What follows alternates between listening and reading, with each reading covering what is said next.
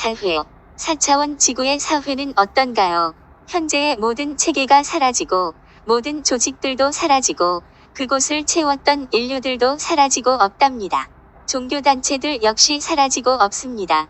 여러분들이 기억하는 국가들과 지명들도 사라지고 없으며 5대양과 6대주도 사라지고 새로운 바다와 대륙들이 들어서 있습니다. 지금의 지구는 과거의 지구가 되는 것입니다. 물론 4차원 지구는 새로운 행성으로 태어나는 것이고 은하연합에 의해 공식적으로 타우라로 불리게 될 것입니다. 그리고 행성의 공전 궤도도 시리우스 빛의 계로 들어서게 될 것입니다. 새로운 태양계에서 새로운 문명을 이루어 나갈 것인데 물론 새로운 인류들이 정착하여 그렇게 한다는 것입니다. 시리우스 B의 5번째 행성으로서 자리 잡을 것이며 3번째 행성 아타르 문크와 4번째 행성 무크타린과 연합하여 5째 타우라로서 함께 빛나는 문명을 일구어 나갈 것입니다. 균형을 일으킬 것인데 정신문명 또한 균형을 이루게 될 것이고 공유 경제사회가 자리 잡을 것입니다. 이곳에 정착하는 인류들은 과거 지구의 인류들 중에서 신성을 깨운 이들이 되는 것이며 과거 지구의 아픈 기억들은 소중한 정보로서 더 이상 반복되지 않도록 쓰이게 될 것입니다. 공유 사회는 개인 소유가 존재하지 않으며 모든 것이 중앙정부 소유로서 개인들에게 무료로 대여되는 것입니다. 물론 세금도 없습니다. 개인들이 소유하고자 하는 욕망이 없으며 모두가 공유하고 있음을 알고 있기에 그런 것입니다. 모든 것들이 무료 제공되고 있어서 자신에게 필요한 것들만 이용하는 사회가 들어서는 것이에요. 주택도, 교육도, 육아도, 직장도, 취미생활도 그렇다는 것입니다. 국경이 없어서 그것을 지키는 군인도 없으며 전쟁을 위한 모든 것들이 없으며 법도 없어서 그것과 관계된 것들이 존재하지 않고 질서를 위한 경찰도 존재하지 않고 병이 없어서 병원도 의사도 없습니다. 관공서들과 공무원들도 존재하지 않으며 대신 인공지능이 모든 업무를 하고 있으면서 인류들을 돕고 있는 것입니다.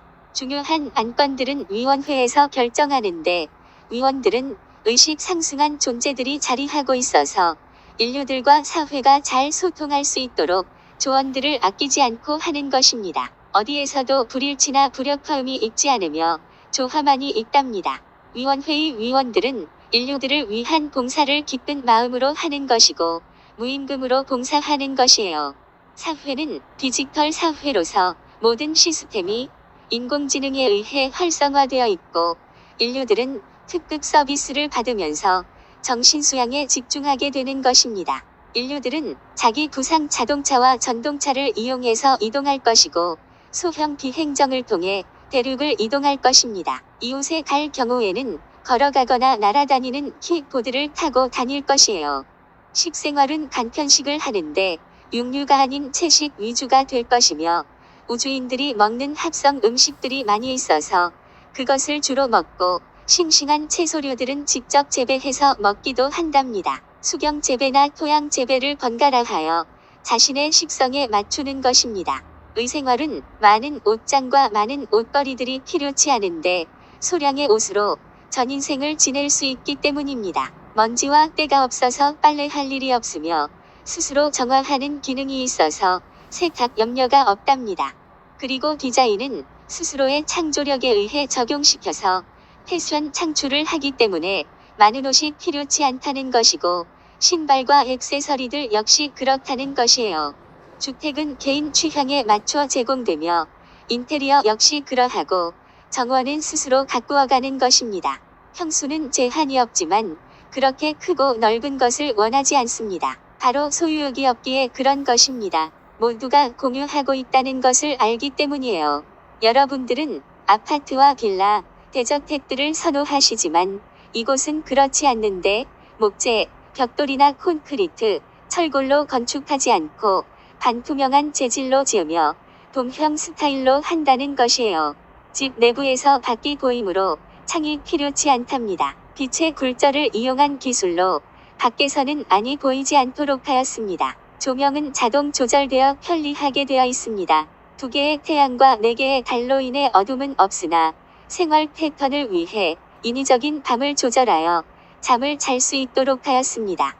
대체로 과거 지구의 낮보다 3.7배 정도 밝아서 그림자가 없으며 밤 역시 밝아서 가로등이 필요 없으며 자동차에 헤드라이트도 없습니다. 밤이 없지만 휴식을 위해 인공 밤을 만든 것인데 가로등과 손전등이 필요치 않을 정도로 밝다는 것이에요. 여러분들은 너무 밝은 태양빛 때문에 눈을 뜰 수도 없으며 걸어 다닐 수도 없어 특수 안경을 써야만 하고 지구보다 중력이 3분의 1 정도 적어서 중심 잡기가 쉽지 않을 것이에요. 걸을 때마다 뒷분거릴 것이고 중심 잡는 것에 애를 먹겠지요. 행성의 크기는 약 2.5배 정도 늘어날 것입니다. 1년은 1760일 정도가 될 것이고 한 달은 30일 정도가 될 것이나 시간 개념 자체가 사라질 것이기에 나이를 먹는다는 개념이 없다는 것이에요. 물론 지구 방식으로 표현하면 1000년 정도의 인생이 될 것입니다. 청춘들의 결혼 제도가 없으며 자녀를 낳고 싶으면 위원회의 조언을 통해서 해야 하는데 인구 조절을 위해서이며 고진제를 받아들이기 위한 체제가 작동 중이기 때문이랍니다. 제도는 없으나 사랑하는 것과 동거하는 것은 자유의지에 따르며 이때는 서로의 영적 성장을 위해서이고 아기는 자연스럽게 영단의 뜻과 일치할 때에 혼이 들어서게 되는 것입니다. 미래의 계획을 알고 하는 것이 여러분들과 다르다 하겠지요. 타우라로 이름 지어진 새로운 행성에 대해 작은 정보들을 나누었는데 4차원 문명이 정착된 곳이고 5차원 의식이 열린 새 인류들이 살아갈 곳이랍니다. 새로운 환경과 새로운 동식물들이 살아갈 것이며 인류들과 영적 교류를 나누게 될 것이고 이웃으로서 말입니다.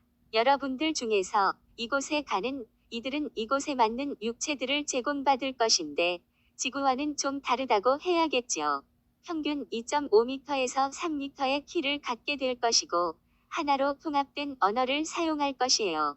하나의 정부와 하나의 체계를 갖춘 행성이며 12명의 위원들이 하나의 정부를 대표하는 위원회를 구성하게 될 것입니다. 위원들은 6차원 의식을 가지고 있고 위원회를 대표하는 의장은 7차원 의식을 가지고 있으면서 행성 타우라를 대표할 것이에요.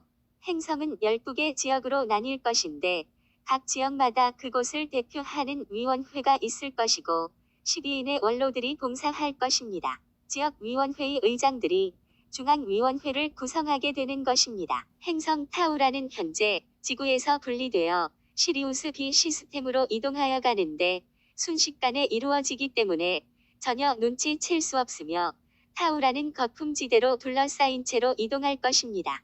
태양의 경로를 통해 이동하는 것이기에 공간 홀을 통과하는 것입니다. 현재 지구는 이곳에 남겨지지만 대정화를 통해 클린 행성으로 바꿀 것입니다.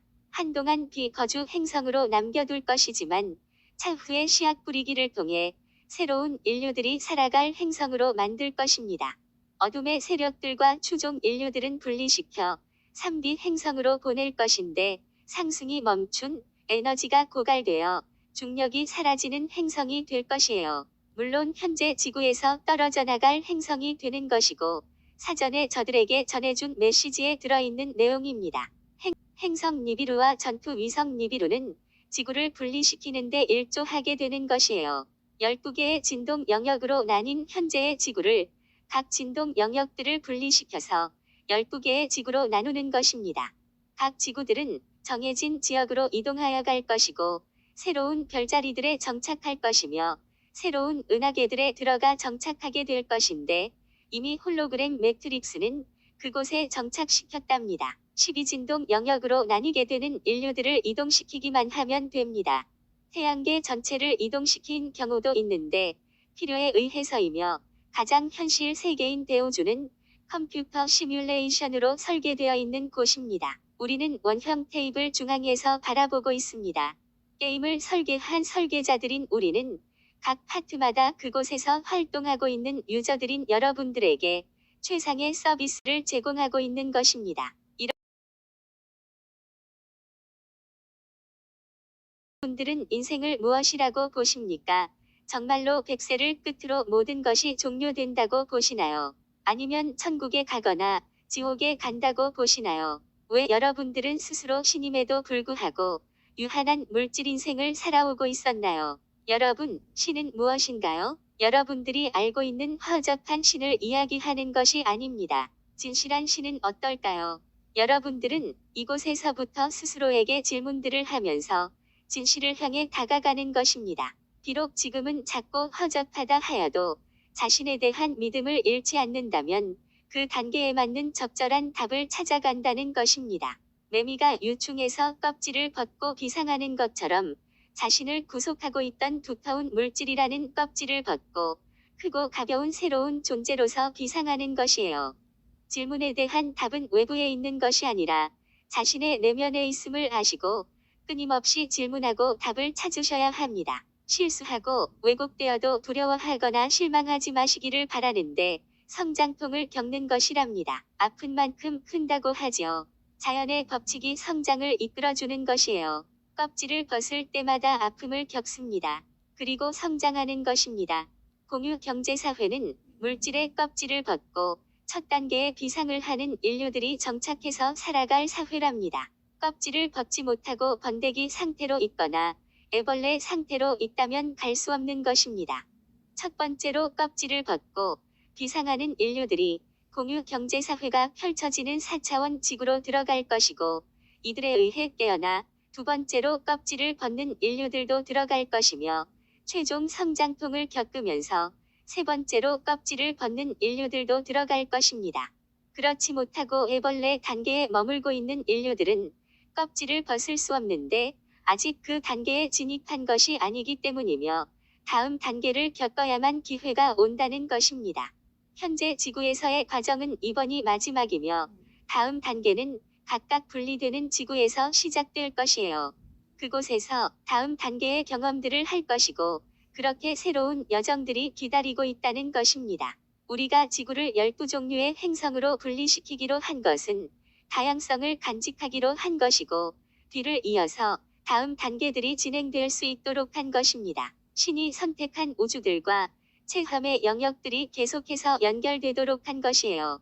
정석대로 상승하는 지구와 인류들은 특별히 관리하도록 결정한 것도 같은 맥락이라고 보면 된답니다. 주시라야 크녹세 스님의 권유에 따라 에이스 카플루스가 제시하였습니다.